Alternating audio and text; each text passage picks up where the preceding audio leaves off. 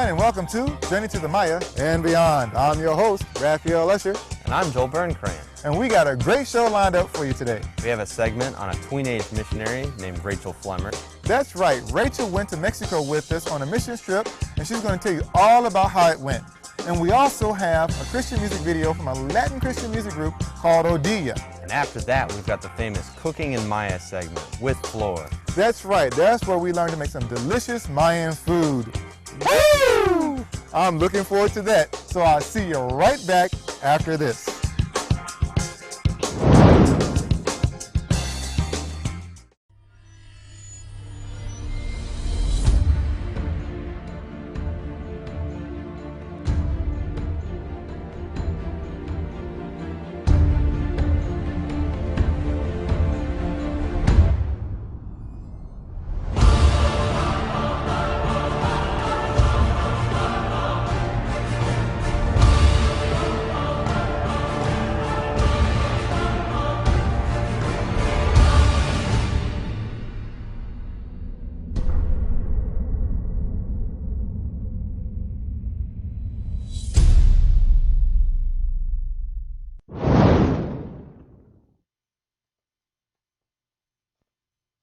Hello everyone, and welcome back to Journey to the Maya and Beyond. I'm your host, Rafielle Usher, and I have a special guest with me today by the name of Benita Flemmer and her daughter Rachel.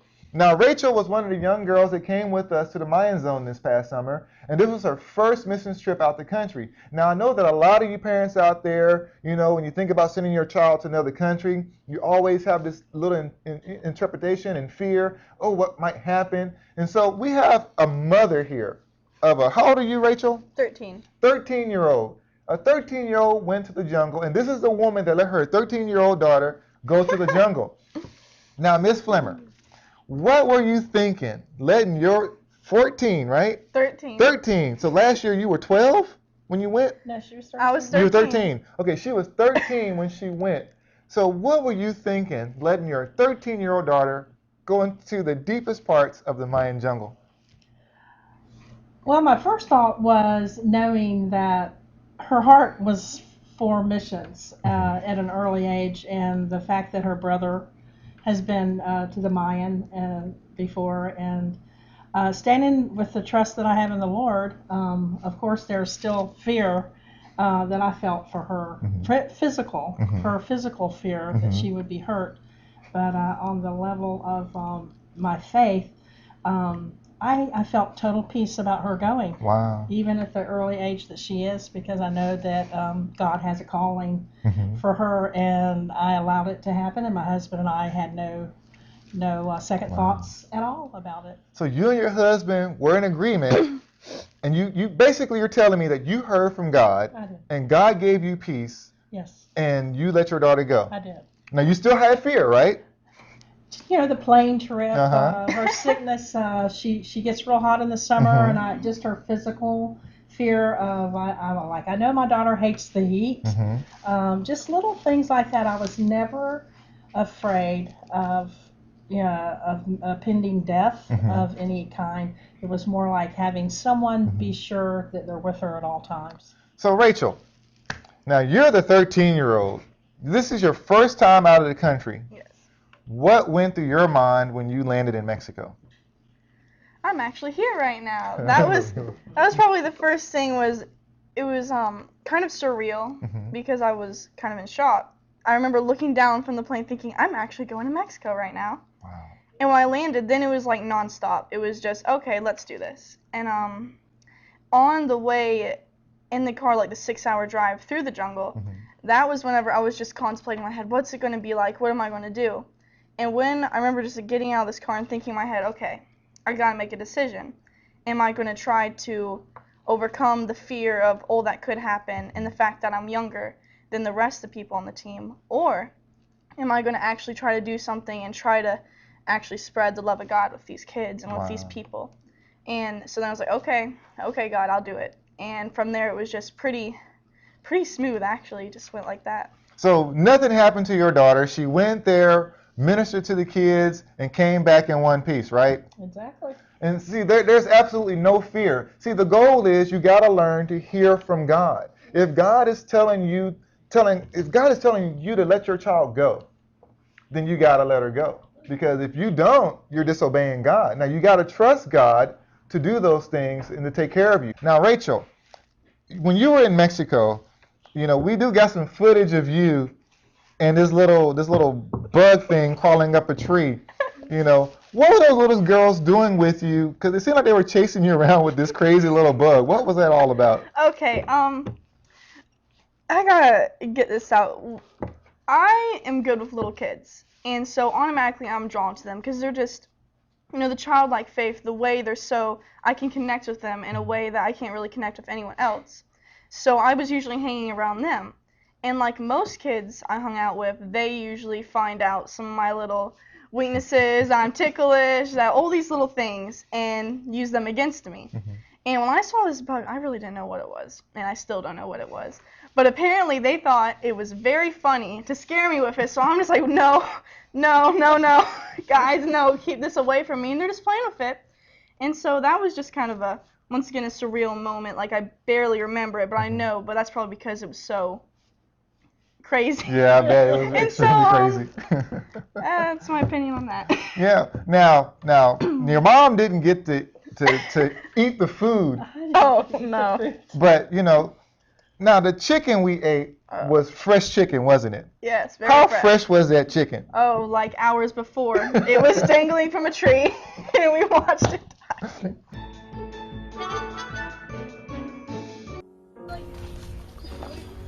You ready, man? Ladies and gentlemen, we are gathered here today to remember our beloved chickens, Philomena and Mata. Philomena was a great chicken. She served us very well. And Mata, well, what can we say? She's a fighter. May they all rest in pieces. May they all fill our bellies very well this afternoon. You got that right. In the words of Fred G. Sanford of Sanford and Son, good bread, good meat. Thank God. Let's eat. Amen. 3, 2, 1. Well, I hope you guys enjoyed the chicken funeral. And as you can tell, one chicken was named Filomena, and the other one's named Mata. In Spanish, Mata means to kill. So it was kind of funny eating that fresh chicken. So, Rachel, now I know you're going back this summer. Yes. Is there anything you want to challenge some of the parents out there that might have fear to help ease their fear, or might be a kid out there that might be afraid? Is there something you can tell them that can help them get over their fear? You just gotta keep the faith. Like, that's what I always say, is just keep the faith. You gotta keep going, because if God calls you to do something, you can't care about what other people say about it. You just gotta trust God that He's gonna help you through it. And on the personal side of how Mom was scared about me going, that was like, the whole trip was a huge life-changing event for me. And I know there can be kids out there, and there probably is, that are wanting to go on mission trips or want to go to Mexico, but that fear holds them back. And you just gotta let the kids go, because it really does help them. It is a life-changing event that can help their faith as well. Yeah. That's true. I agree with that wholeheartedly. It takes a child sometimes to bring another child to a realization of anything. And having Rachel being able to relate to a younger generation, I think the more younger generations that we have to reach out, that it does help. It does. It helps with all of us, old, young, everybody as a family, as a group together, to bring you closer. Is always beneficial. I would let Rachel go on any missions trip that God calls her to go on. Amen. And of course, I have to pray for Exactly. pray for it, and it has to be in agreement that this is, is a calling on her life, and we will let her go. She's belongs to the Lord anyway, and she's a gift. She's a miracle that she's in my life, And I know now the reasons why. The older she gets, the more I realize that she is to further the kingdom, to bring glory to God. Amen. Well, ladies and gentlemen, you heard it live here, and this is a mother and a daughter. It's one of the most closest relationships there is on the planet. And if you're interested in pursuing missions or want to know more about how we do missions, our information is on the bottom of the screen. And we'll see you right back after this.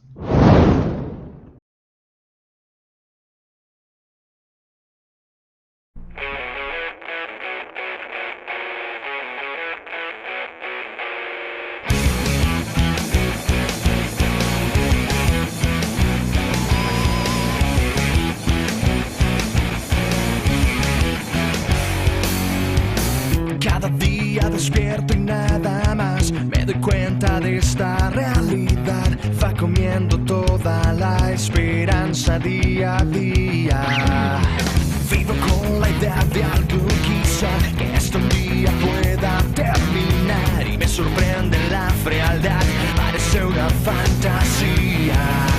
Creo en el amor, creo en el amor. Yo creo que este mundo está gritando sin voz. Creo en el amor, creo en el amor. Yo creo en la esperanza y en un mundo mejor.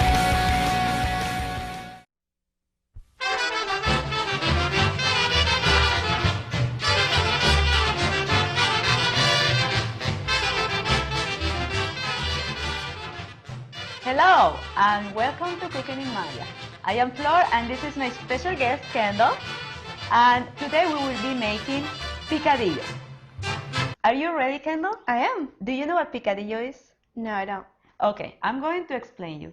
Picadillo is a meat that we use in Mexico. We cook it there with a lot of vegetables, mostly the vegetables that you like. We use olive, we use carrots, tomatoes, onions, potatoes, even raisins and apples. So you can tell that it's a very well balanced meal. Okay, so we are going to start with our meat.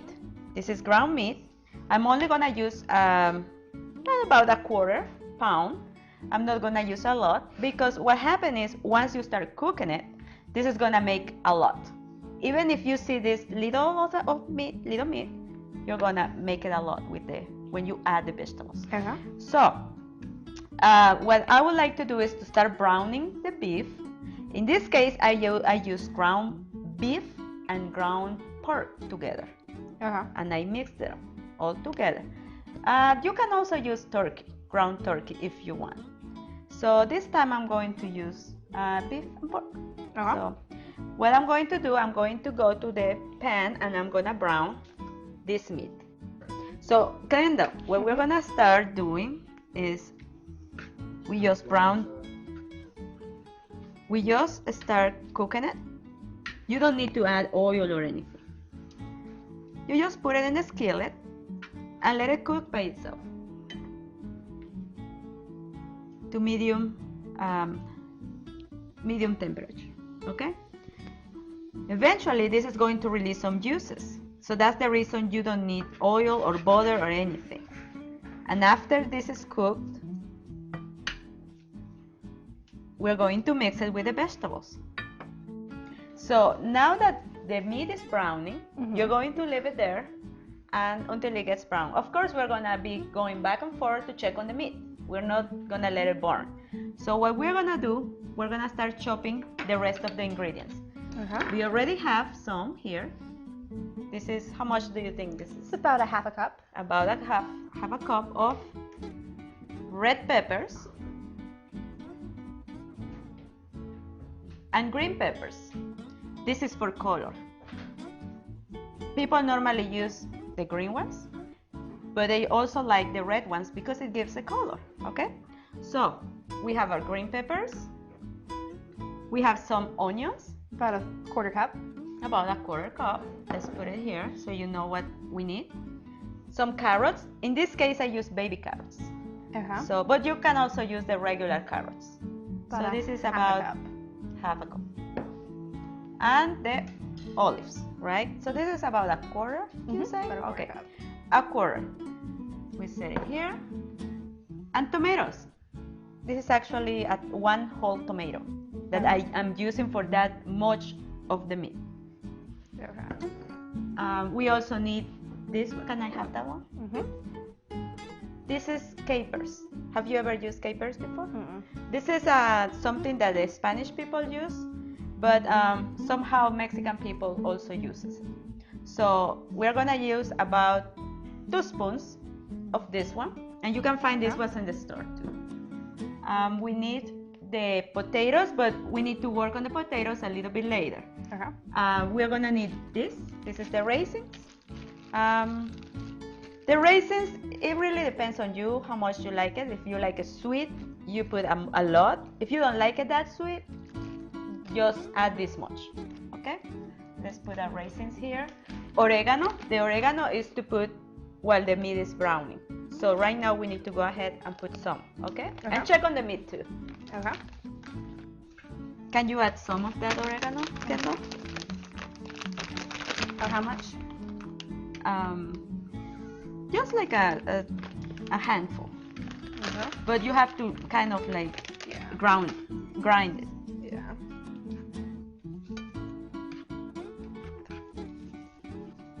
Okay. We need salt and pepper. There you go. It's getting brown. As you notice, it's not dry. It has some juices in it. The juices are coming out of the meat.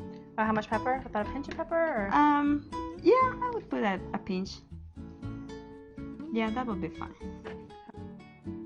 We're gonna leave it like this for a little bit. And let's go back to our coating. We're gonna need our apple and our potato. So here's yours. I can do the apple and you can do the potato in little cubes. I'm gonna get rid of the bad side of the apple, like the brown part. Make sure that I don't leave any seeds from the apple either. Let's take the seed out.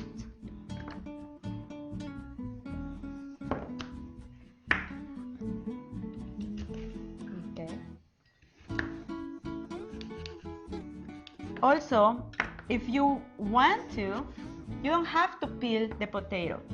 You can keep the skin in it. It's okay. Many people keep the skin because they say there's more vitamins. So it's fine. You can keep the skin. Once we are done with the coating, we're actually gonna use this container to put it here.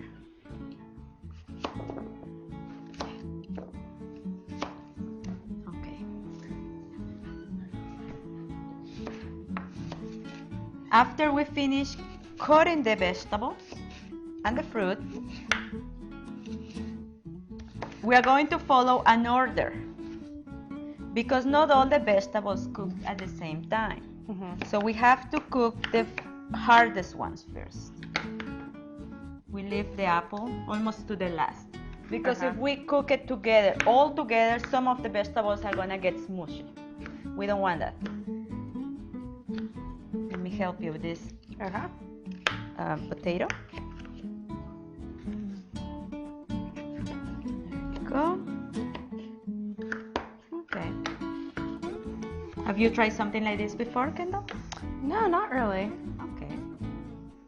Let's see. Let me check on the meat, okay? Okay.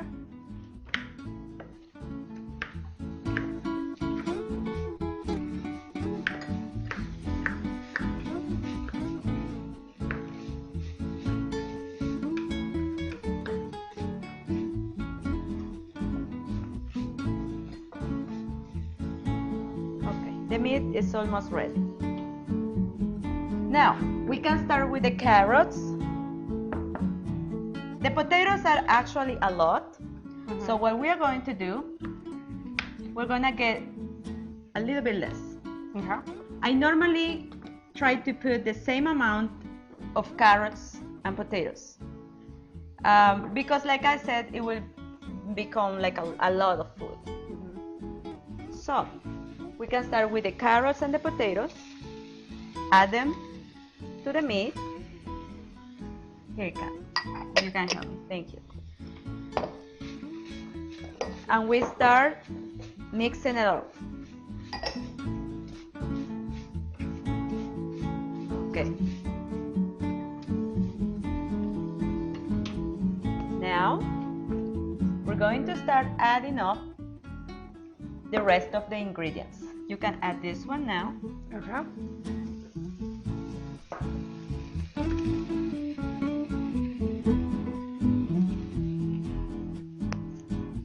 Now we just add the potatoes and the carrots, and we have to wait a few minutes until they are cooked. We cannot add it right now because this is gonna cook very fast, so we need to give it time. What I'm doing now is to get the capers out of the container, the jar. We're actually gonna use 1 or 2 spoons of this. And if you want, you can also add some of the juices. So we have our olives, our capers, our raisins, our tomatoes and onions. Let's check how is the meat doing. This is getting in there. It's almost cooked and it looks like the potatoes are kind of soft now, but they still need to be a little bit softer.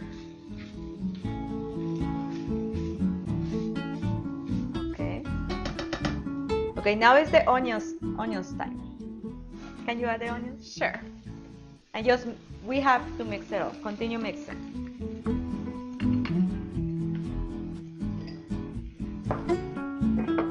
We also need to remember that we have our apples.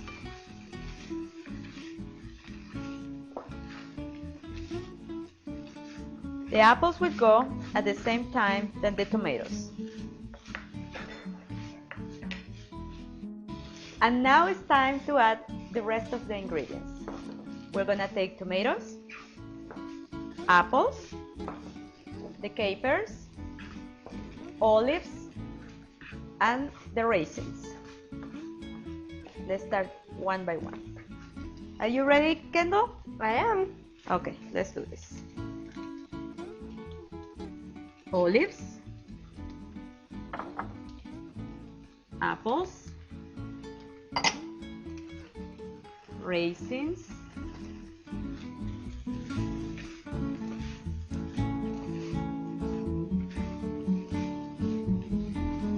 tomatoes, and capers.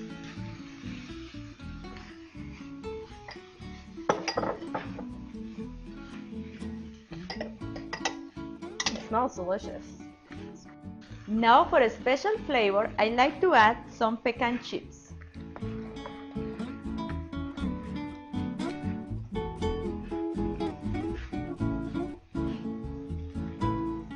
Pecans.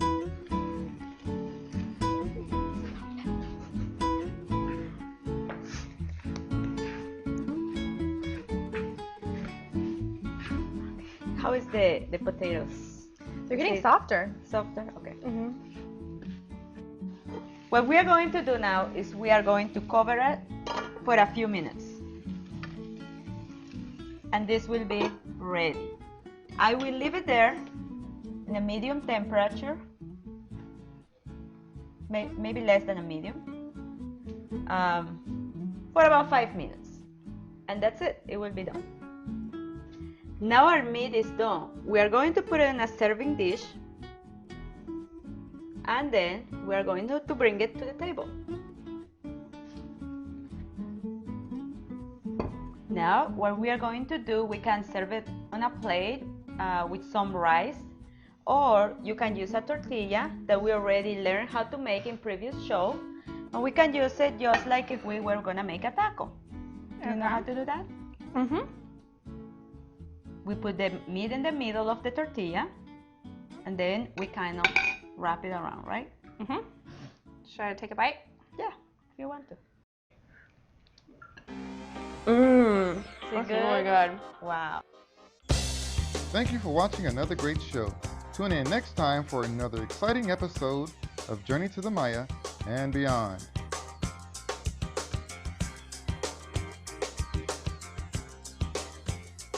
Hello everyone and welcome to Journey to the Maya and beyond.